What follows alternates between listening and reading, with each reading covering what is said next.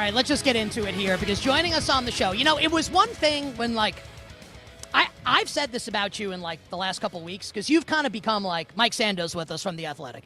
You've kind of become right, wrong, or indifferent. I think for them it's great, like the mouthpiece for the Pro Football Hall of Fame and, the electors and everything. It was one thing when you were just, the smartest guy in the room, which I think you are. And I say that when you're not here also. We've had conversations about the game Wordle, where I'm just like, this guy's so much smarter than me. I'm not even sure we're the same species.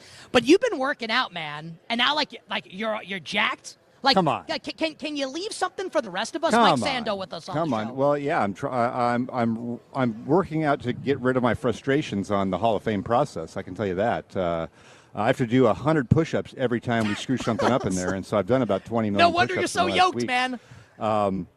Seriously. I'll say this about the Hall of Fame. Can I ask you this first? Yeah. Only because I've said a couple times over the course of when I've been promoting your appearance, and people are really excited for this, that the first question I was going to ask you is what the hell's wrong with the Pro Football Hall of Fame? Yeah. So, Mike Sando, I ask you in person, what the hell is wrong with the Pro Football Hall of Fame? I'm going to start. We're going to do that. I'm going to tell you what's right about it. The people that run it are great, and they have high integrity, okay? They really want what's best.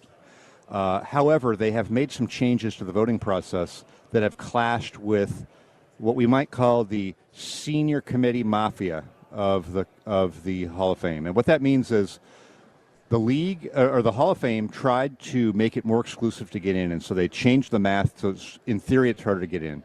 At the same time, a good number of the voters, bigger than I realized, but we've seen a couple guys write about it. Vahe Gregorian's a writer from Kansas City. Mike Chappell's a writer from Indy. They've said they did this. They are so focused on getting senior candidates in because they feel like, and this year it's Roger Craig, it's Ken Anderson, it's Elsie Green. They feel like this is their one chance to get in. So they're voting for these guys and leaving off more deserving people like Bill Belichick. So when you have this harder math where Bill Belichick or anyone else needs 40 of the 50 votes to get in, that becomes super costly if you have 15 guys checking the boxes for all three seniors just because they want to push them through. So the break in the process is those guys on the committee have to do what I do, in my opinion, which is put the best guys in, or they have to separate the players, the senior players, from the coach and the contributor. Because always, truth of Hall of Fame, the closer you are to the ball, the closer you are to the Hall. Players beat coaches who beat contributors. Okay, that's just the way it is, and it doesn't matter if you're. I guess it doesn't matter. I thought it mattered. It doesn't matter if you're Don Shula or Bill Belichick. You're going to lose to players because these guys want to get the seniors in. And they've written about it. I'm not revealing something from inside the room because I didn't understand it until I was outside of the room. And does it piss you off? It does. But I've implored people to vote the best in that class this year. The issue we have is that people have been if you've been on the committee 10 or 15 years, you look at this as a long-term process. You're not evaluating it in any 1 year. You're thinking, okay, we got these three seniors. It's finally our chance to get Roger Craig in or whoever. You're not looking at it to, hey, we're going to evaluate these guys just this year with blinders. And that's what I do. Of course I know the rest of the history. I know some certain guys who, as seniors, should probably get in. But I'm evaluating this class against itself. Who are the best of this? And you can't go wrong when you pick the best. When you try to manipulate the process, you get unintended consequences. I don't think anyone in that room wanted Belichick to miss, probably. I mean, not more than 10. But it happened, and to me, it's an embarrassment and needs to be rectified. So how does it get rectified? Well, there's a nuclear option, which is cave to public pressure, blow up the whole committee, and start over. I don't think that would necessarily look good. What do you think that's what's best? No, I think, I'm not saying that selfishly either. I think I do bring a fair amount to the process, but I think it's bigger than any one of us. I think I like making it harder to get in. I think the Hall's fine doing that. Separate players. Let's not have apples and oranges in the same basket. Separate these things out. Now, I would also have a stern talk with the selectors and say, hey, our goal here. Our stated goal to make this about the elite of the elite means we have to evaluate each class and take the elite from that class. And I would emphasize that. But you make this way easier if you take players away from contributors and coaches. And they used to do this. There used to be a separate lane for these guys, and they would generally go in. If somebody would go in, no one's going to vote again. If it's just a Belichick gets in the Hall of Fame, 48 hands are going up out of the 50, maybe 50. But that's not what they're making them do. And so people are making choices that you or I wouldn't make. And from the outside, these look like stupid choices. I kind of think that they are. Like not just, and to be fair, Yeah. not just, and no one's implying malice, right? These are not like stupid choices. These are like the stupidest choices, right? Is that fair to say? Well, I think if you I wouldn't say that. It's misguided. And I think misguided. you know me well enough. Like, I'm not trying to be a jerk when I say that. Yeah. Just like, yes. Like, I said this to you last year. And this is where, and I'm happy we're having this conversation because you're like illuminating this for a lot of us, right? Because you're actually in it. Where the TO thing for me was like such a non-starter where like I watched this guy play. Yeah. Maybe you can make the case now that he's like the 4th or 5th best wide receiver of like my life. At the time, he's 3rd behind like Jerry and Randy, right? He has to wait till year 3. And it's personal bias, right, that leaves him out. And then Belichick doesn't get in, and everyone's mind goes to, it's Spygate, or he's mean to the media. And it actually makes me feel a little better if you're really close to it, I'm not. Yeah. If it's, hey, it's actually not, at least in the case of Belichick, personal bias, and there are other reasons why. Yeah, I don't think it's personal bias at all because so if there's 50 selectors in the room, most of them have not dealt with Bill Belichick day to day. Bill Belichick is difficult for the media on Monday and Wednesday when they're trying to ask him about his team. He's an absolute gem for the historians on the committee and stuff. If you want to ask him about a certain player, he'll do it. Yeah. I mean, the first time I even talked to him face to face, he didn't even know who I was, and I was in there with some Hall of Fame stuff. He was money. And he was great. He wasn't just like put in this Patriot. Give us a Belichick story from like you talking to him about the Hall of Fame. Well, several years ago, I had done something about. I came up with a way to look at wide receivers across eras and their production because the stats have changed. There's more games. They're feeding the ball to these guys. The game's different. It's like, how do you compare like Lance Allworth to Calvin Johnson? So the way I did it was just really quickly is I said, you know what? We should really be evaluating about the 8 best seasons of these guys, okay? Because some guys will play way more than that, but most people aren't going to have more than that elite numbers of years. But we don't want to do less than that. 8's a good number to. So I said, hey, where did you rank in receiving yards in your 8 best seasons in that year? So if Don Hudson is first 6 times and Jerry Rice is 6 times, that's the same with different eras. So I had this kind of cool thing. So I think I took it to Bill one year, or something, and showed it to him, and he was very intrigued by it, and he liked it. And then I can't remember, what he said, but there's a couple receivers in there that he was like, ooh, this guy. So for me as a selector, that's very valuable. It doesn't mean I'm going to just vote how he would do it because he sees part of the picture too. But we put all this stuff together, okay, and you learn over time how it goes. There's not people in that room who are like, hey, he's short with the media. We're not going to do that. But the Spygate thing, there is a component of that. And there's also, I think, some people who... Do you think it's merited? Not to do a no vote. I think it's it needs to be in the story. If we're going to do, if you're writing in advance the obituaries for all these guys, Spygate's going to be in there.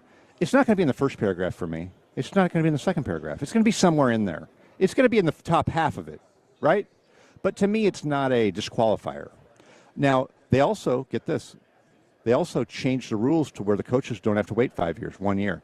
I know that annoys people who think we're putting in too many people on the first ballot and other people are falling by the wayside. But for players, for coaches, I think it's a different story. It is a different story, except they're in the same bucket as players. Yeah. We have to pick them. That's what has to change. Because like Mike Shanahan should be in the Hall of Fame. Yeah. But the coaches, it's easy because you got Shanahan, you got Holmgren, you got Belichick. There's really not that many. I mean, you can't name, Coughlin?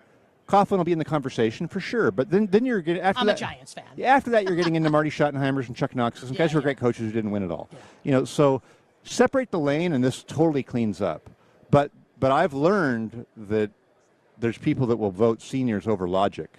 That's the takeaway from this, and they've said it. That's not from in the room. That's from their columns. Honestly, that's a way better answer than. It's not a good answer, but it's way better than the alternative. We're not going to relitigate TO, but TO. I was a big supporter of TO and the production. But how could you not be? I guess, right? Well, because if you value the first ballot thing, and then you. Like when we're in there discussing this, the Hall of Fame is the people in the room are super vigilant about if one person starts to go outside the lane of your production on the field, they interject and say, you can't do it. Kind of like a judge to a jury, right? But there was a big discussion with him that's been public about did he undermine his teams?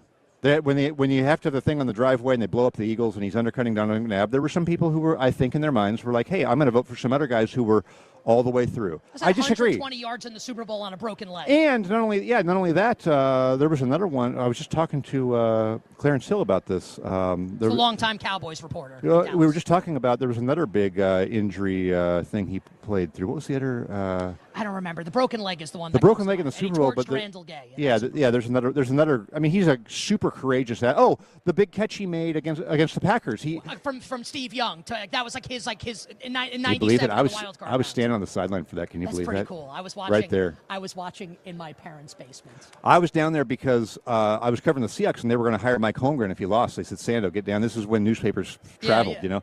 So back then, the final 5 minutes of the game, you went down to the field.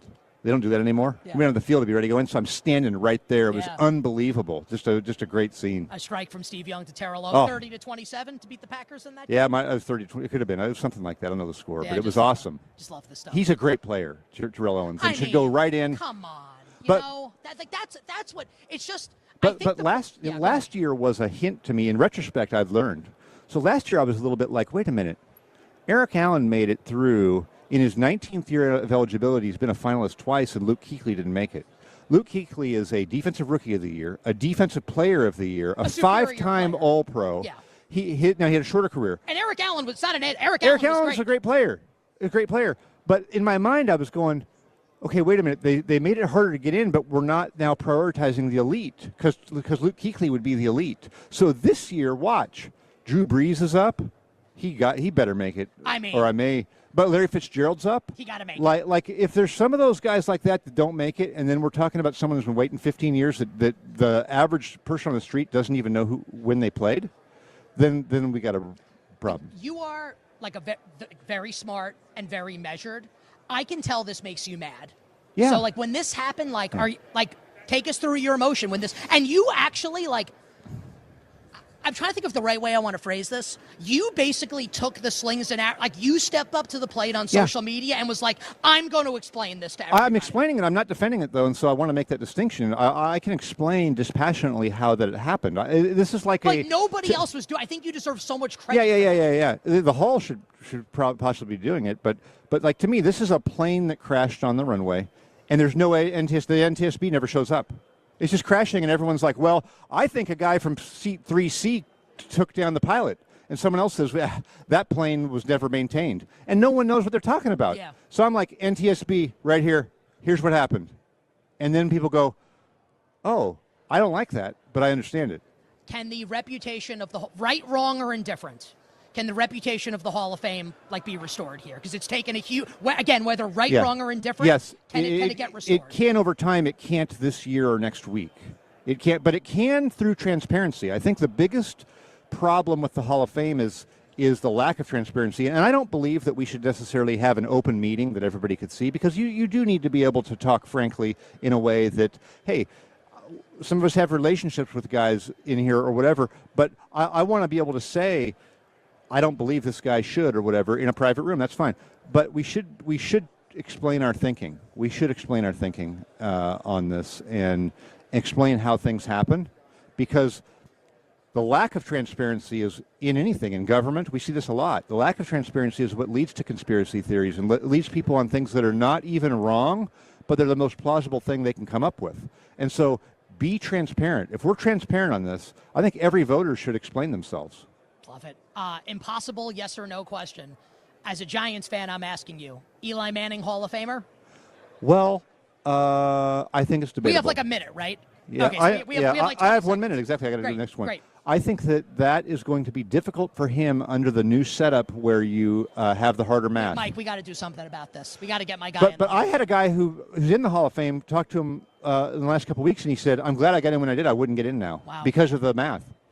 You're the best. Mike Thank Sando you. here on You Better. You're a stud, dude. I don't know about that, but I love doing this stuff. I appreciate it. I've just been around a while. Mike Sando here on You Better. You Bet.